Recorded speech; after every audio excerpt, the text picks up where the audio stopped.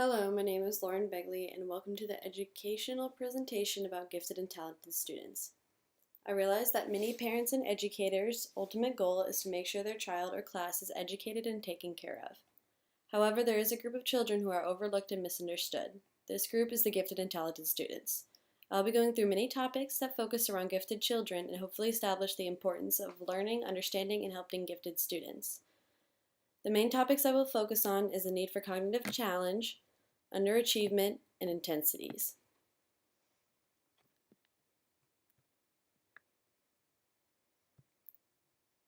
To begin, it is important to be able to identify what giftedness is. Cross states that gifted students are identified as someone who shows extraordinary ability for high-level performance when young and, if provided appropriate opportunities, demonstrates the development of talent that exceeds normal levels of performance. However, it is also stated that giftedness highlights their intellectual, creative, and artistic areas, unusual leadership capacity, or excellence in specific academic fields. These two definitions are just two of the many other giftedness definitions. These definitions do not perfectly and completely describe giftedness, but gives a view into what giftedness means. It is key to realize the importance of learning about giftedness. There are many reasons about the importance of aiding gifted children, but here are a few.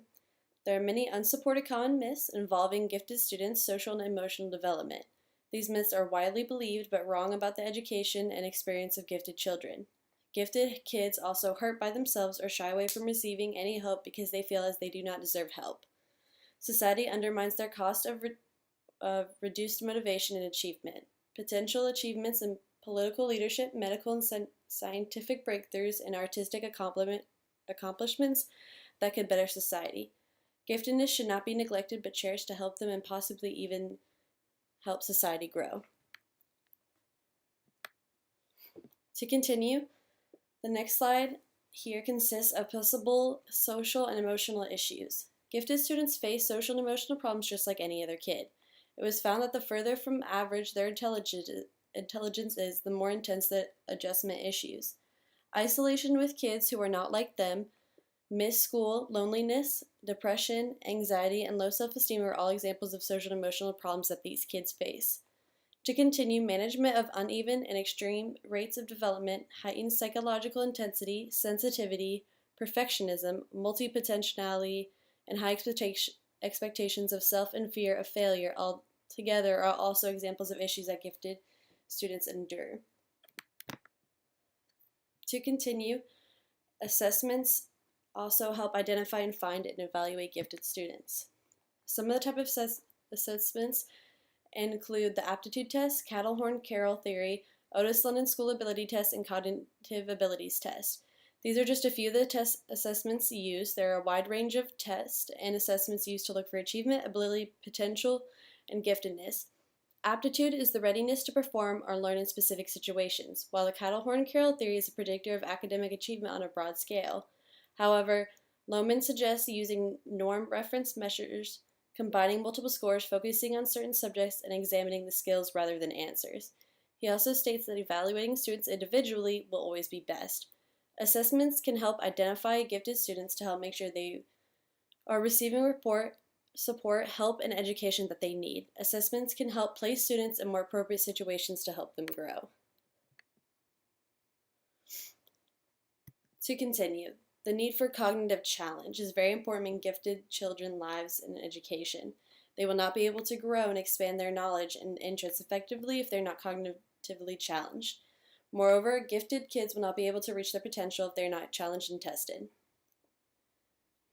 To continue, these are the negative effects of the absence of cognitive challenge. So these can include self-doubt, avoidance, when they are left unchallenged a given difficult task, and underachievement, low self-esteem, low efficacy, and low perceived ability. Now, to continue the positive effects, there is a bright side to cognitive challenge. If gifted children are presented with challenges, they will be able to receive many positive effects. For example, success can occur when given a chance to master challenges. Cognitive challenge can create positive self-image and sense of achievement. They will feel purpose in their activities. Nonetheless, when frustration or failure occurs, The gifted student is more likely to assume that the problem can be overcome with reasonable effort and will spend more time seeking solutions. To continue, underachievement is the next topic. Underachievement ties right in with the need for cognitive challenge. Gifted students need cognitive challenge or it could lead to underachievement. Underachievement means gifted kids are not reaching their full potential and possible achievements. They're not pushing themselves to explore and learn. So underachievement is described as identifying a discrepancy between ability and achievement. So lower grades that do not match their high test scores is an example of underachievement. Now, some of the factors affecting achievement include an unchallenging curriculum, boredom, curricular demands, or inappropriate educational placement, poverty, parenting styles, family factors, peers, low self-esteem, anxiety, depression, feeling different, and fear of failure or perfectionism. Now, how to help. There are many ways to help make sure that there's cognitive challenge for gifted kids.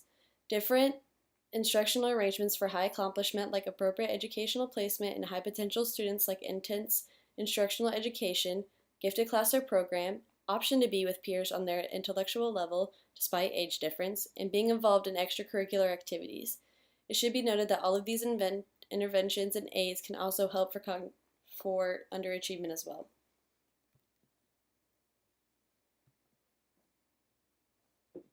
Intensities and overexcitabilities. Furthermore, intensities and overexcitabilities are the way kids feel differently from others. This is important because these children may not realize they feel different, but they do. It is important to be aware of intensities and overexcitabilities to help them feel safe and accepted.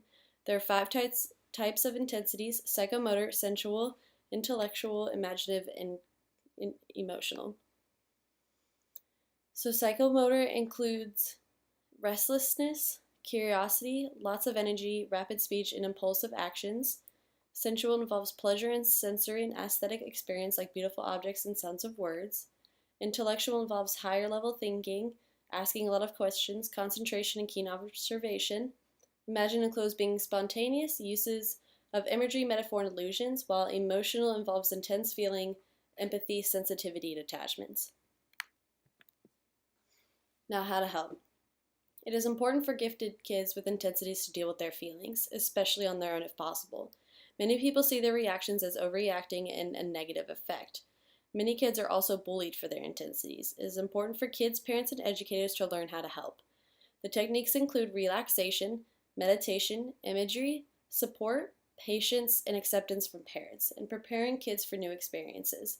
These gifted characteristics should not be overlooked. They are aspects that kids deal with every day. So to wrap up, here's a quick overall video of giftedness. And these are things that you can do.